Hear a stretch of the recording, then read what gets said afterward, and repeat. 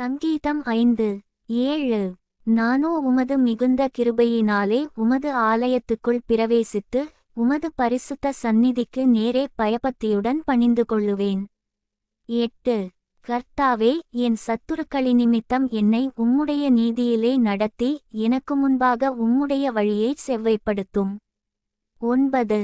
அவர்கள் வாயில் உண்மை இல்லை, அவர்கள் உள்ளம் கேடுபாடுள்ளது, அவர்கள் தொண்டை திறக்கப்பட்ட பிரேதக்குழி, தங்கள் நாவினால் இச்சகம் பேசுகிறார்கள். 10.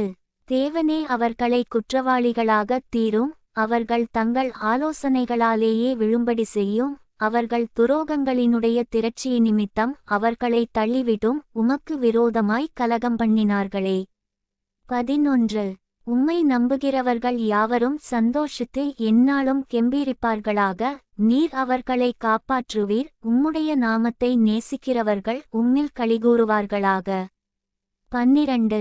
கர்த்தாவே, நீர் நீதிமானை ஆசீர்வதித்து காருணியம் என்னும் கேடகத்தினால் அவனைச் சூழ்ந்து கொள்வீர்.